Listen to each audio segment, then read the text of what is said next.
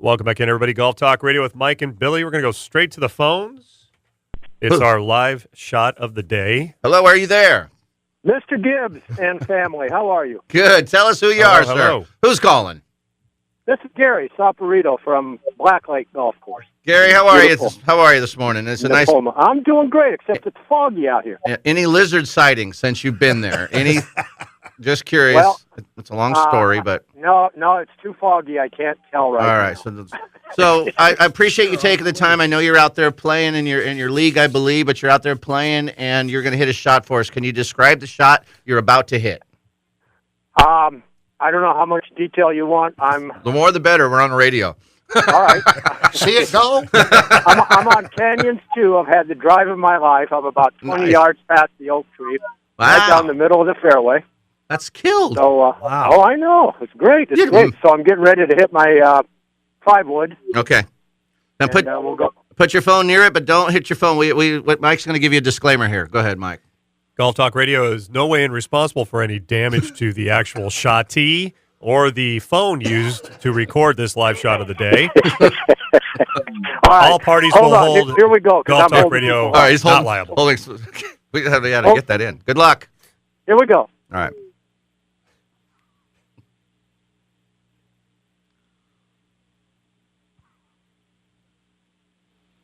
One practice swing.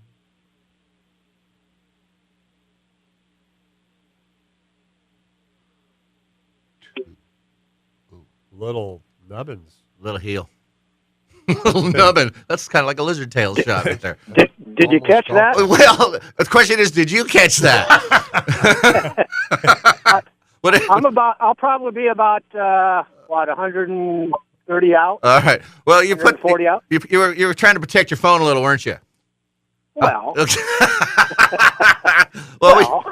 funny. Well, nice 2 shots, and we appreciate you taking the time. I know you're holding up people, but it was a low heel shot, yes?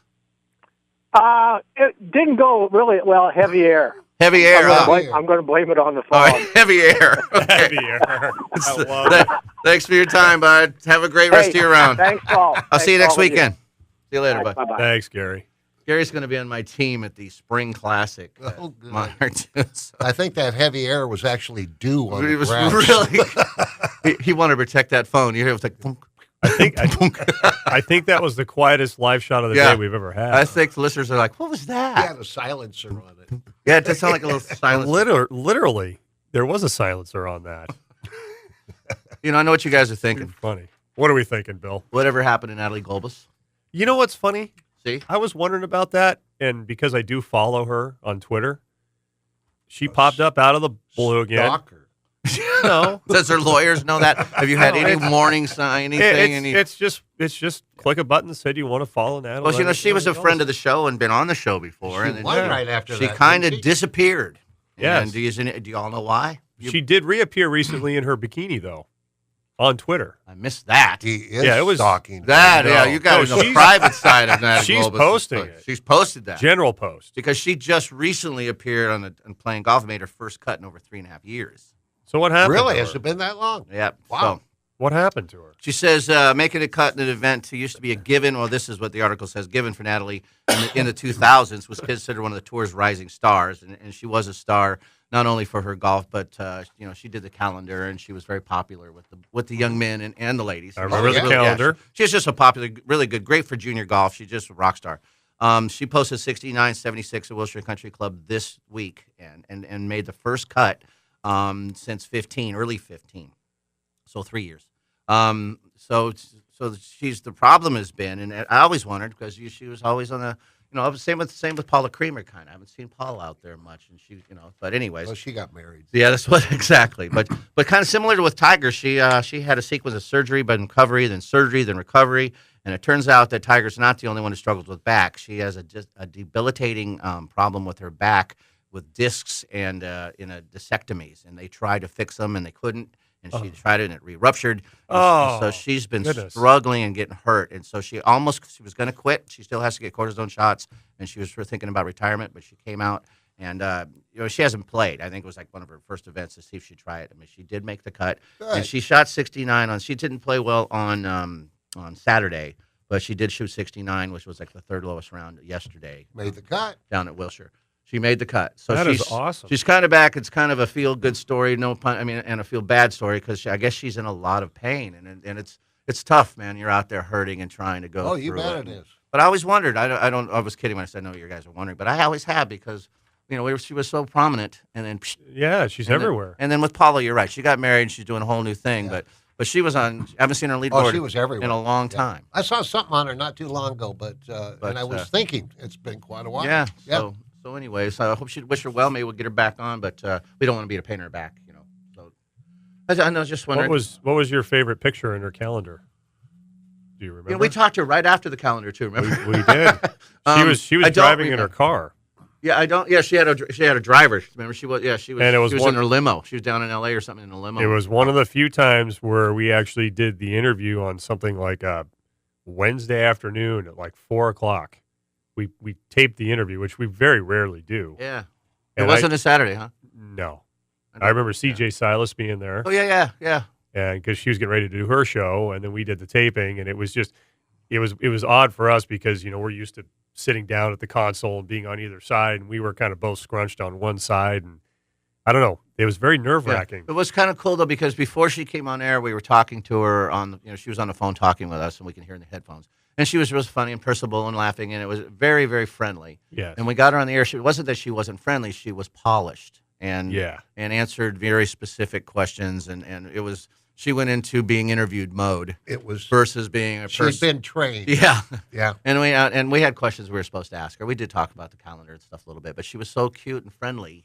I mean, she was friendly all the time, but she was open and off the cuff, if you will, with us before we went on air, and then she was really structured, guarded, maybe. Yeah, and you and you saying can't the right blame thing, them. Saying the right things for the they sponsors. They get right hijacked so often that. Yeah, it's a shame, but they almost have to. And I think Dave, and I know Mike remembers with we interviewed John Daly for the very first time. Oh yeah, he was so nervous about us. The world was crushing him on everything. Yeah, and he was. You can tell he didn't really want to put the microphone in front of him. That's when his wife and her father, I think, there was some kind of a gambling, there was all racketeering charge going on. Mm-hmm. And he was playing at San Luis Country Club. It was the same thing. You could tell he was really, you didn't know what was coming at reserved. And then we started interviewing him, and he started kind of letting down his guard a little bit because he knew we weren't going after him. We got done, and we just said, "Hey, thank you so much for the time." And you just see this big sigh of relief. Didn't he call you? Yeah, back? He called us later. That's what I thought, and thanked us for not going off, and just it was nice to That's talk. pretty cool. And said he'd come back anytime. Yeah, we've had him on a couple more times. We've had him on a couple more times right now. Well, we had him on for his one of his CDs. Yeah, we had him. Yeah, I bought his CD. I bought one of his CDs. But we broke the ice with him, and we were one of the few people that just didn't go after him. And we weren't going to go after Natalie, but you could tell they're even Mr. Palmer when we talked to him was there's and Gary Player. Well, Gary Player went off a little bit off the cuff. Yeah, tells Americans we're all fat. Remember? That's right. I said, how does he know? And you go, I'm sorry. I know. but he usually, they're so structured. They know, they're planning on saying things and don't know if they're going to get hit or not. So, and when I think about the opportunities we've had to interview professional golfers or celebrities, probably the guy that I think is most like what he is in real life and what you see on TV was Lauren Roberts. Yeah. He was exactly just... Yeah. You see him on TV, his mannerisms when you watch him play, whether it was on the PGA Tour or Senior PGA Tour now. And I remember, we've got that photo of him where he's just kind of kicking back with his elbows on the desk with us and just kind of relaxing while we're interviewing him at San Luis Country Club. We're in his living room talking. And yeah. We kind of were. I mean, it was right. We were a slow country club. Yeah. Right there. But Is he still playing? I was going to just ask that. Have you seen him out there? I don't know. I'll have to check. I thought he was. I was pretty sure that he was still playing. I know he lives in Memphis or something now. He kind of lives there for a while. Yeah. Where'd he move to? Memphis. Well, when I went to he does play in the First Tee Open. Oh, does he? Yeah. When I went to Level 3 in Tennessee, like 2 years ago or 3 years ago now. Wow, I think it was 3 years ago. You're getting old. Tennessee, the golf house. I walked in, and the front of the whole thing is Lauren. Are there any lizards around the building? It's like a little no. Tennessee's got some lizards, man. But yeah, but it had a museum and pictures of him. Walked into a bar and never mind. Yeah, that's funny. No, it had all the bags and the glass cases with Oh. like gloves, clubs, bags, hats, Memorabilia. all this memorabilia. It was awesome. Cool. Dude, you got to go to the World Golf Hall of Fame. Yeah, You got to go. I'd love to see that. Isn't that a commercial? You just got to go. You just got to go. But You just got to go. because you would love that. Every one of that's in the Hall of Fame has a locker, and it's a glass front locker, so you can see and they can put anything they want in their lockers. So you go down to the locker room and you look at every player that's in the Hall of Fame, and they have all this whatever they want in there. It's pretty neat. Have you been there? No, I haven't. So it's so cool. I went to the USGA Traveling Museum one time, and that was pretty cool. Was it in a big truck? No. Oh, they it was all go in from one. It place was to at place. the Monterey Airport. They go from place to place. Good- At the Monterey Airport. Good story. Watson's Wedge was there, I bet. No, but 'Cause they travel. Nicholas's six-screw driver was there. And Wow, just a okay. lot of stuff. Yeah. And I'm walking around with my wife, and I'm just going, whoa, this is cool, and that, and that. And I'm just having a great time. And everybody else is so hotsy-totsy. They just like to be seen there. And they were ignoring. Wow, did you see his little hotsy-totsy voice? Totsy. And, Buffet. and I started to walk out, and lady sitting at the table. And Don't touch that. and says, Biffy. thank you for coming. I said, oh, man, thanks. This is fantastic. You're a kid at And candy she store. said, would you like to sign up for, a chance to get some tickets to go see the U.S. Open? That was when they had it at Pebble in Yeah. 90, or no, 90. No, 2000. That was When when Tiger won by Uh-huh. 15. And It wasn't bad 4 days. For Tiger. that was still, oh, my goodness. But and I said, yeah, thanks again. And I gave her this form that I filled out, and she said, you just won. And I said, what do you mean? She said, you're the only person that's thanked me all day. I said, Wow. yeah, sure. She said, see that little star up in the upper right-hand corner? I said, yeah. She means said, you're- that means I'll remember you. You're fit. Really? And I got a She call. fixed the raffle. I got a call. I shouldn't say this I on know. the air. This poor she fixed Wow. I got a call from Golf House about 3 weeks later saying, congratulations. Wow. You got all practice rounds through, even if there was a playoff, which it- there wasn't a playoff that year. No, not almost. They'd have to make ace in the last 5 holes to catch him. Well, so it pays to be nice. It really does. People remember nice things. Yeah, that was because That's when pretty she cool. said that, I was kind of, yeah, sure. I'll tell But you. it And was speaking of Mike's Airlines, Josie and I were flying somewhere years ago, and the people in front of us were everybody's checking in at the counter, and he's yelling at the lady because the wife and him are separated in seats. They weren't together, so Yeah. she couldn't change it. Because yelling gets you what you want. And so I was behind him and said, you know what? We'll, put them in our seats and we'll just take theirs. We don't care. So she said, okay, that'd be cool. And they gave those guys our seats. So when we got our tickets, we looked down and we had first class. So the lady said, you were so kind. You're one of the few people that stood Really? by. So we went and boarded first, and they Very walked by. We're like, how you doing, man? Enjoy our seats. Wow, that's awesome. True story, man. It was That's pretty a cool. great suck story. in your And I was all the way gut because back they're to Florida. skinny back there. That's a great Well, we just story. because we wanted to hurry, get on. We're like, come, this guy's being a complete idiot, man. To the lady, just nasty. Oh, I'm like, geez. man, we'll do that. It's just we're just so what? And we could probably talk to the guy in the middle.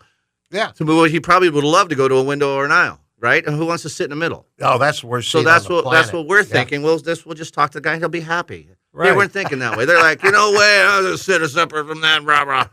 My God, people. So Have a nice flight. pays to be nice. It really is interesting when you get in those situations with people. And then Mike came on the microphone and told us to put our seats up. Don't want to get good. cut in half. Yes. All right, we're going to take our second break here of the first hour. Listen to Golf Talk Radio with Mike and Billy on the Golf Talk Radio Network, brought to you by Sundale Country Club, home of the Bakersfield City Open or City Championship for over 30 years. 661-831-5224, SundaleCountryClub.com. Also, McPhee's Grill of Templeton, hometown cooking through and through, McPhee'sGrill.com, 805-434-3204. And we give away $25 gift cards every week on the Fantasy Golf, PGAtour.com. You can join Mike and Billy absolutely free and also on the show. So stay with us, guys. We'll be right back. We appreciate you tuning in.